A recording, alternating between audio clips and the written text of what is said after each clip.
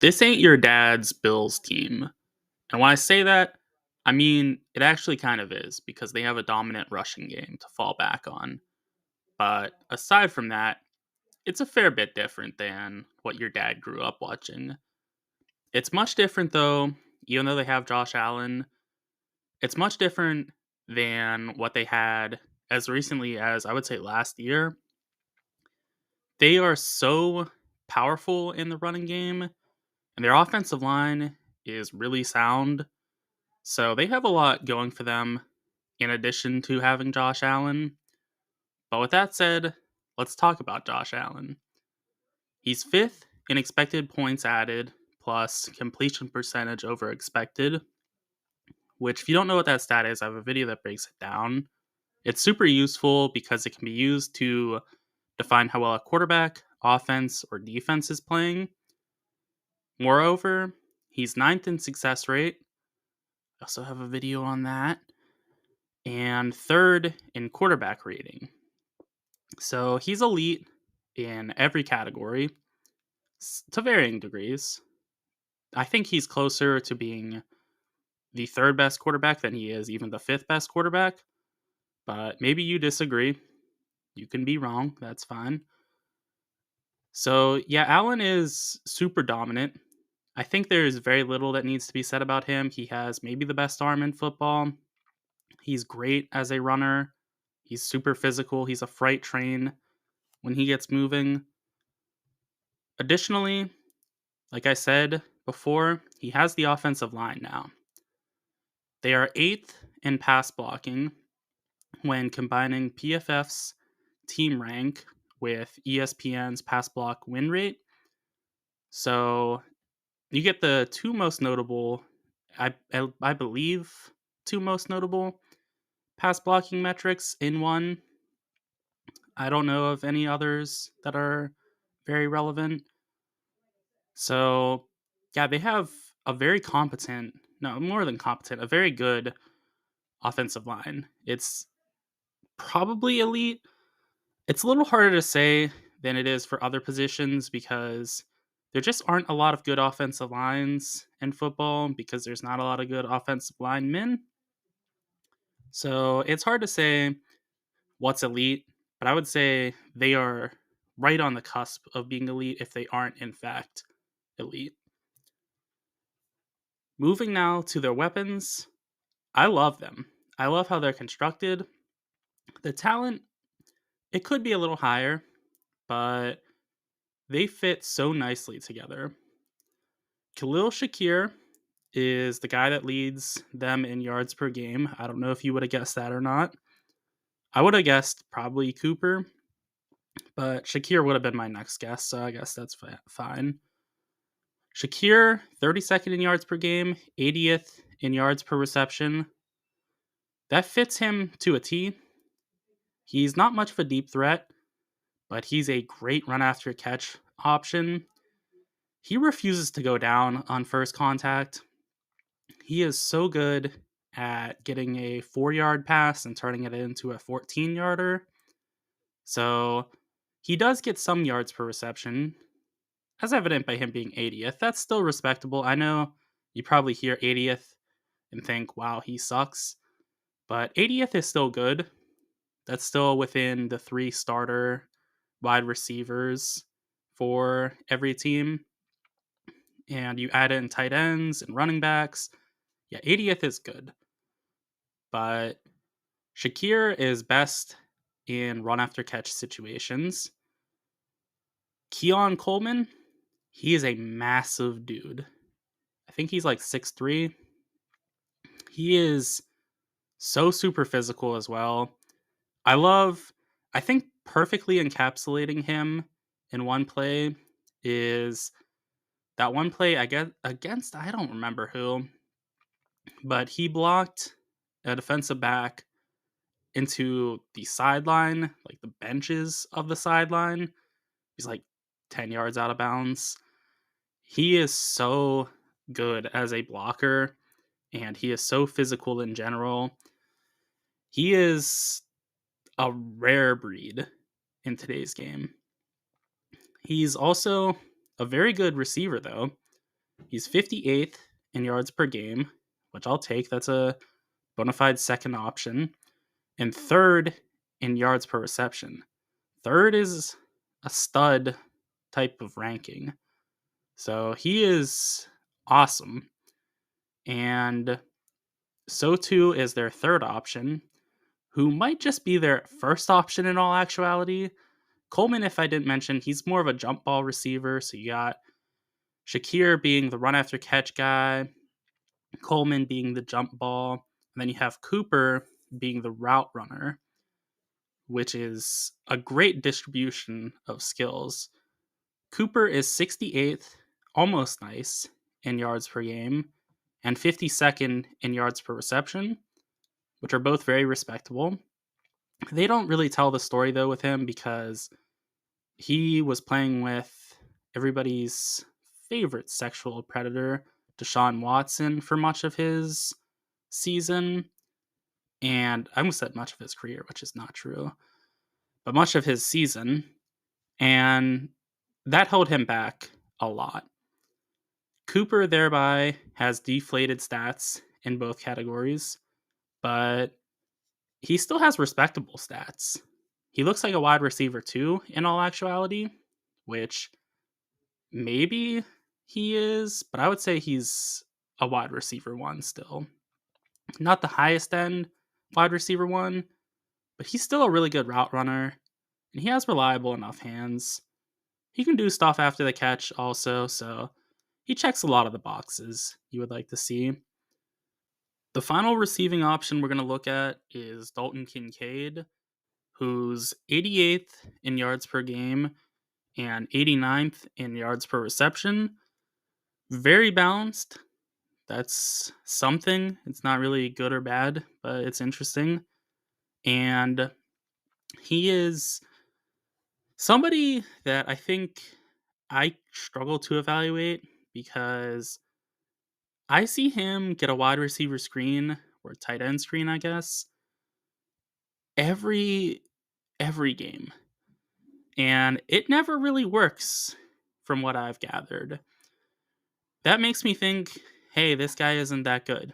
But in reality, it's just not a good play call.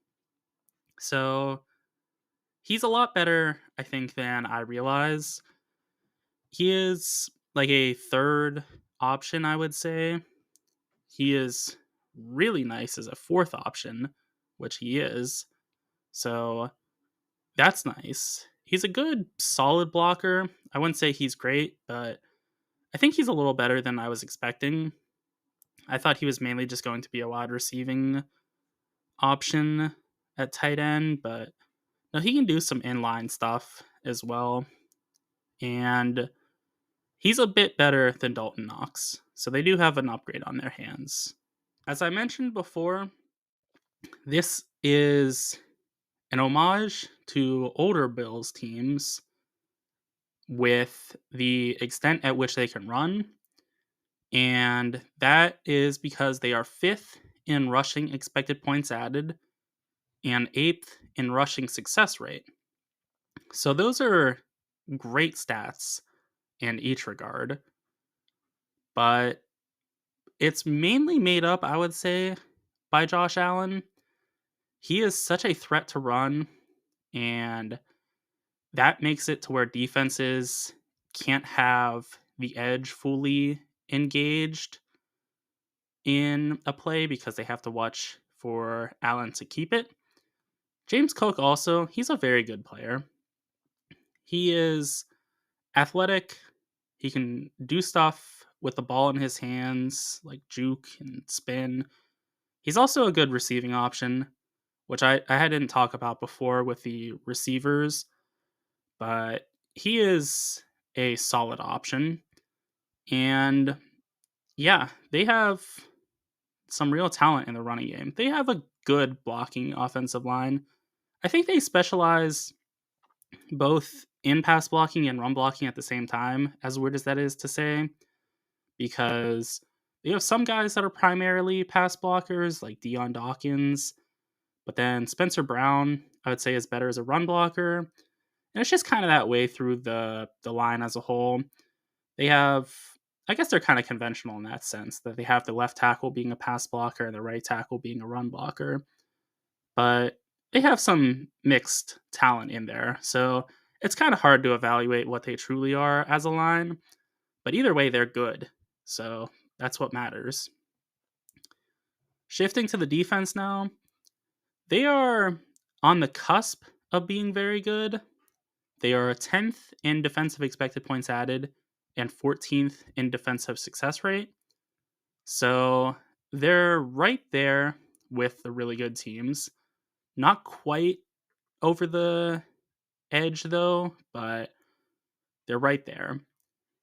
And it makes sense why they're as good as they are to some extent, but it also is kind of confusing. And I'll elaborate on why. They have, in my opinion, 4 above average defensive starters. And when I say above average, I mean clearly above average, not just, like there's 100 linebackers and he's the 48th best. I mean, you can tell that he's good, type of good. The first player I want to touch on is their best defensive player, I would say. I don't know if that's a hot take or not, but he is who I would choose in no sort of delay. Gregory Rousseau. He is a star pass rusher, and he's good in run defense. That is an awesome combination. He is a big boy. He's like probably 270 pounds, maybe 6'6". He is dominant with his strength. And he has some pretty good speed to him as well. I would say he's a really good athletic specimen through and through. He is technically refined, so there is nothing to not like about this guy. He is so very good.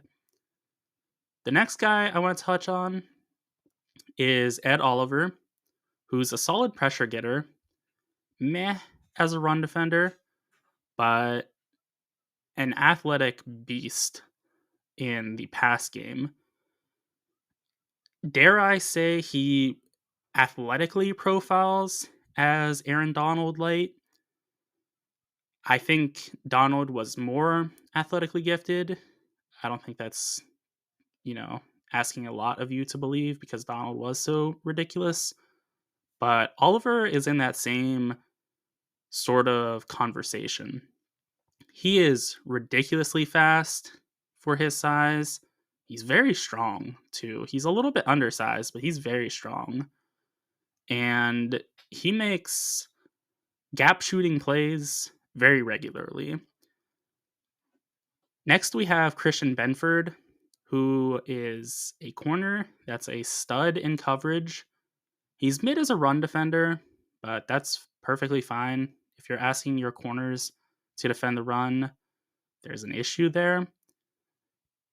I guess not entirely. Like, you should ask them to defend the run, to clarify, but if you're, really needing them to be run defenders, that's kind of a bit iffy. So yeah, Benford, he stars as a coverage guy, which is perfectly reasonable. He's also 6'1", which is really nice. The Bills don't press very much, but when they do, he can get very physical with the receiver. He has a great length to press or jam, if you want to call it that, from a distance still. He is overall one of the best corners in the game. I would say he's probably top 10. He's really, really good. Next, we have Rasul Douglas, who is also extremely talented. He's a quality coverage guy, and he's all right against the run. So they're pretty similar in that sense, that they're both more coverage oriented and kind of whatever against the run. But Douglas is, I would say he's just kind of a Benford light. He is, which I guess is not totally fair to say. I think they are athletically profiled differently. Neither are beast in that regard, but What I mean by he's light is he's not quite the coverage guy that Benford is, and neither are super athletic. Douglas is a bit shorter. He's basically just a little bit diluted in most ways. So, all in all, the Bills have 4 clearly above average defensive starters. Matt Milano would probably be the 5th when he comes back into the fold fully. So, they will have another, hopefully.